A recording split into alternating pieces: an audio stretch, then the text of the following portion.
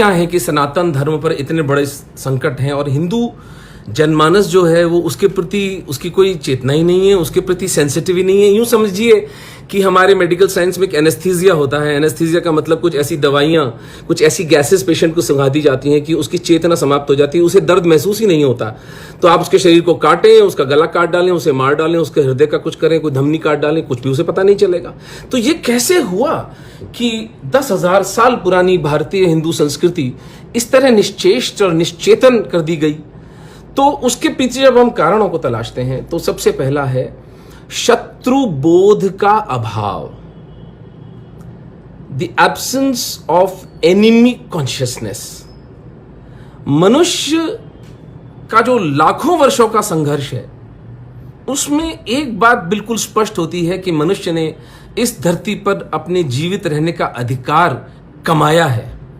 जंगली जानवरों से, शीत, ताप, मौसम के सब बदलावों से मनुष्य लड़ता हुआ यहां तक पहुंचा है। ये सब इसके मित्र नहीं थे, ये सब इनको शत्रु जानकर इन पर विजय प्राप्त करके आज मनुष्यता यहां तक पहुंची है। तो हमारे हिंदू लीडरशिप, जिसमें नाम लेने से तो कोई लाभ नहीं है, लेकिन सभी जानते हैं कि हिंदू लीडरशिप का क्या मतलब है, और हमारे साधु संत, हमारे मठाधीश, हमारे आश्रमों में बैठे इतने सम्माननीय विचारणीय साधु संत, इन सब ने हमें कभी शत्रु के बारे में बताया ही नहीं। तो परिणाम यह हुआ कि हम अनर्गल बातों में पड़े हुए हम ये मान के चल रहे हैं एवरीथिंग इज हंकी डोरी, सब कुछ सही है, किसी को कुछ करना ही नहीं है, कहीं कोई शत्रु है ही नहीं। जबकि तीन शत्रु हिंदुओं का सर्वनाश पर तुले हुए हैं, जिहादी, मिशनरी और वामपंथ। तीनों का खुला एजेंडा है कि हिंदू धर्म को हमें निर्मूल करना है। हमारे नेतृत्व को, हमारे साधु संतों को, हमारे संत समाज को केवल इतना करना था कि आम हिंदू को सिर्फ ये बताना था कि देखो ये तुम्हारे शत्रु हैं और तुम्हें समाप्त करना चाहते हैं, तुम केवल अपनी बाड़बंदी कर लो, अपनी रक्षा कर लो। चलिए, ये तो नहीं किया, उल्टा हमें नए नए शत्रु पैदा करने का एक शौक हो गया है। जिस तरह से हमारे सिख जो समाज है उसके साथ पिछले 20-25 सालों में, ऑफ कोर्स 84 में जो हुआ वो तो खैर अक्षम्य अपराध है, वो हमसे जो हुआ उसके लिए तो जितनी क्षमा मांगी जाए सिख समाज से उतनी कम है। करबद्ध चरणों में लेटकर हमें उनसे माफी मांगनी चाहिए। लेकिन हम सिख समाज के ऊपर, सिखों के हम मजाक उड़ाते हैं, हम जोक सुनाते हैं उनके ऊपर। हमारी सबसे वीर्यवान कौम जिसने हमारी रक्षा की राक्षसों से, उसका हम मजाक उड़ाते हैं। हम सोचते नहीं है कि एक 5 साल के सिख बच्चे पर क्या बीतती होगी जब उसका मजाक उड़ाया जाता है। तो अब नेपाल ने कुछ किया है तो हम नेपालियों को मजाक उड़ाने लग गए हैं। ऐसे नहीं चलता है। जो आधुनिक युग है उसमें जब आप एक संघर्ष में होते हो तो आप शत्रुओं की संख्या नहीं बढ़ाते, शत्रुओं की संख्या कम करते हो।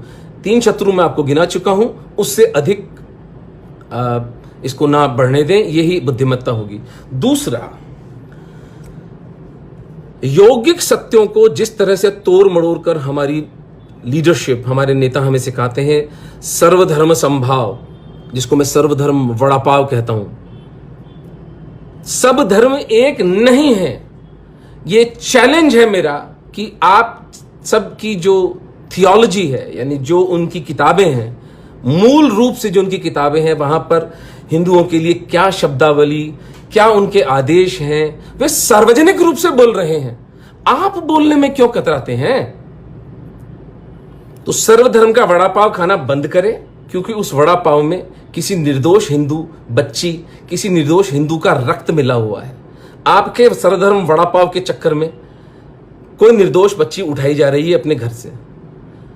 एक वसुधैव कुटुंबकम, यानी ये कितना बड़ा झूठ हम एक समाज के रूप में अपने आप से बोलते हैं। सगी छोटी बहन जो बेटी जैसी होती है, जिसके सर पर हम हाथ रखना चाहिए, जिसके शरीर का अंग यदि कभी किडनी फेल होगी तो हम किडनी उससे ले सकेंगे, सगी छोटी बहन पर हम कोर्ट केस करते हैं। एक पड़ोसी जो सतत आपके सुख दुख में आपका साथी होता है, 6 इंच की जमीन के लिए उससे कोर्टों में 20-20, 30-30 साल तक हम लड़ाइयां करते हैं। लेकिन जब कोई जिहादी हमें दिखता है या कोई वास्तविक धर्म का दुश्मन हमें दिखता है तो हम कहते हैं वसुधैव कुटुंबकम, सारी वसुधा ही हमारा कुटुंब है। इसको इन्वर्टेड कॉन्शियसनेस यानी उल्टी चेतना कहते हैं कि हम अपने वास्तविक कुटुंब को कुटुंब न मानकर जो हमारे शत्रु हैं उन्हें हम कुटुंब माने बैठे हैं। तो ये झूठ एक समाज के रूप में हमें बोलना बंद करना चाहिए। तीसरी बात, इस बात पर मैं विशेष तौर से युवाओं का ध्यान चाहूंगा। बॉलीवुड और क्रिकेट हमारे हिंदुओं के सबसे बड़े शत्रु हैं। उसका कारण है बॉलीवुड एक नैरेटिव चलाता है, एक अवचेतन मन में हमारे सबकॉन्शियस माइंड को कंट्रोल करता है और हमें ये भ्रम की भांग पिलाया जाता है सर्वधर्म संभाव। एक बात पूछता हूं आपसे, सोचिएगा, मनन करिएगा इस पर कि पिछली बार बॉलीवुड में भजन कब बनाया था? अली मौला ये वो सब गाने तो बनते रहते हैं, सूफी गानों के माध्यम से हमारी चेतना को भरमाया तो जाता है। हिंदू भजन, एक हिंदू देवी देवता की यशोगान के लिए, उसकी महिमा मंडन के लिए कोई भजन कब बनाया गया था? स्मरण आए तो बताइएगा। हम प्रेम और घृणा भी अब उधार करने लगे हैं। हमारे संतों का, अवतारों का आदेश था कि संसार माया है। तो जब ये जीवित संसार, हम खुद हाड़ मांस के बने हुए माटी के पुतले हैं, हम स्वयं बॉलीवुड के पर्दे पर जाकर झूठ प्रेम, झूठ घृणा और झूठा देश प्रेम नचाकर आते हैं, तो ये हमें सोचना पड़ेगा कि हमारी अवचेतन मन को जो चीज कैप्चर की जा रही है वो हमारे हित में है या नहीं है। 635 लोग इस देश में प्रतिदिन आत्महत्या करते हैं, लेकिन एक लड़का कोई बॉलीवुड का कोई आत्महत्या कर लेता है और यहां बवाल मच जाता है। यहां मध्यम मिडिल क्लास की जो औरतें हैं वो ऐसे मातम मचा रही होती हैं जैसे कोई देश का सैनिक वहां जाकर के किसी को शहीद हुआ हो। ये तो हमें सोचना पड़ेगा कि हमारी चेतना का कित हद तक ह्रास हो चुका है। और क्रिकेट पर क्या कहूं मैं अपने मित्रों से, क्रिकेट अब क्रिकेट रहा नहीं, एक खेल था। वैसे तो बहुत बोरिंग सा खेल है, 5 दिन तक चलाना, और वो अब उसको 20 ओवर तक भी इन्होंने किया है। लेकिन जरा अपना बुद्धि हम काम में लें। लार्जर देन लाइफ इमेज हम क्रिकेट स्टार्स की बना देते हैं। क्या मौलिक कंट्रीब्यूशन है इनका समाज के अंदर? क्रिकेट पे जो अरबों रुपए का सट्टा जाता है वो अंडरवर्ल्ड को जाता है।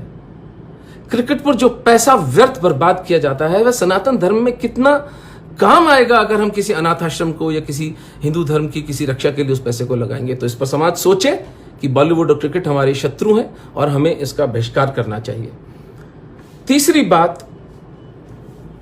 चौथी बात, हमारा बिगाड़ किसने किया? जो हमारी शत्रु बोध की जो समाप्ति हुई वो संत और हमारे नेतृत्व की तो भूल है ही, लेकिन हमारी शिक्षा प्रणाली जो कहती है कि एक पैराग्राफ में महाराणा प्रताप सिमट जाते हैं और 5 पन्नों का वो अकबर जो कि इस तरह का घटिया आदमी था वह, उसके बारे में महिमा मंडन चलता है। मुगलों का काल, जिनकी सल्तनत 500 किलोमीटर इधर से उधर से ज्यादा नहीं थी, या जो दिल्ली सल्तनत थी उसकी 300 किलोमीटर तक कोई सत्ता थी जिसकी, उसका ऐसा महिमा मंडन किया जाता है कि एक नैरेटिव ये चल जाता है कि 1000 साल तक हिंदू गुलाम रहे।